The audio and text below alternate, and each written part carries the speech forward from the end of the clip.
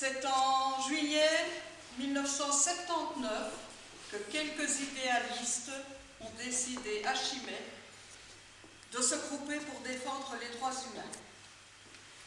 Et malgré vents et tempêtes, joie, peine, le groupe a continué à vivre jusqu'à aujourd'hui. Il est arrivé en pleine maturité, 40 ans, le bel âge. On dit que c'est le bel âge pour la femme, mais c'est un bel âge pour un groupe aussi. Alors, nous sommes un peu en retard pour fêter cet anniversaire, puisque c'était en juillet 1979, mais peu importe le retard, puisque l'important, vous êtes sûrement d'accord avec moi, c'est de fêter. Moi-même, j'ai le souvenir de 2 prisonniers que le groupe avait en charge lorsque je l'ai rejoint il y a 37 ou 38 ans maintenant. Il s'agissait d'un Russe, adventiste du 7e jour. Une secte... Ah, voilà. Merci Jean. On cherchait son nom avec Béatrice Spalin. Adventiste du 7e jour, une secte du style témoin de Jéhovah.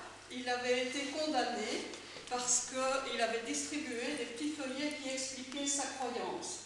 Et il a été condamné pour propagande anticommuniste à l'époque. Jean, te souviens-tu du nombre d'années? Moi j'ai 6 ans en tête, mais bon, déjà Spalin. Je n'ai retenu que les lettres de son nom.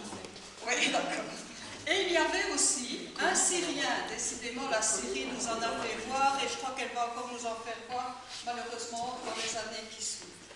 Et lui, peut-être que quelqu'un se souviendra de son nom, mais c'est pareil, on ne va pas retrouver, c'était un militaire qui voulait sortir des rangs de l'armée. Et alors, il a été condamné lui aussi pour, atteinte à l'État, etc., etc. Tout ce qu'il voulait, c'était suivre son opinion politique par la suite, et il a été condamné. Et nous avons écrit à l'époque au président Bachar al-Assad, le père de... non, Hafez al-Assad, excusez-moi, le père de Bachar. On a écrit, et à l'époque on écrivait sur du papier avion, parce que les lettres étaient postées en fonction du poids. Tu t'en souviens, Françoise? Et c'était un papier très fin, et parfois on écrivait avec des machines à écrire, avec un calque pour avoir 2 lettres, une copie, etc. Les photocopieuses n'existaient pas, et croyez-moi, ça prenait du temps.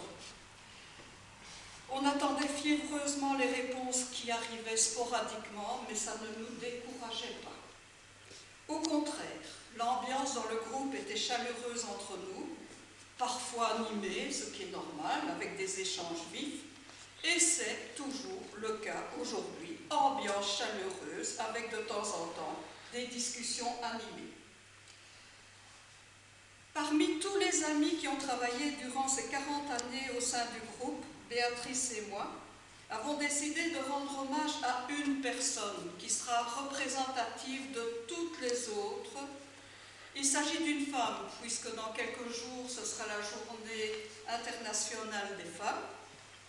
Excusez-moi pour ce petit moment de nostalgie, pour évoquer le souvenir de Simone Laloux, épouse Leblond. Son mari Claude est là dans la salle.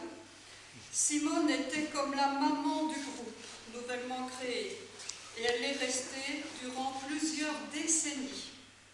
Elle était présente sur tous les fronts, pétitions, ventes de bougies, et même des brocantes pour ramasser quelques piécettes pour remplir les caisses du groupe. Chez elle, il y avait une pièce dévolue au matériel promotionnel, comme des affiches, des tracts. À l'époque, on vendait aussi des t-shirts.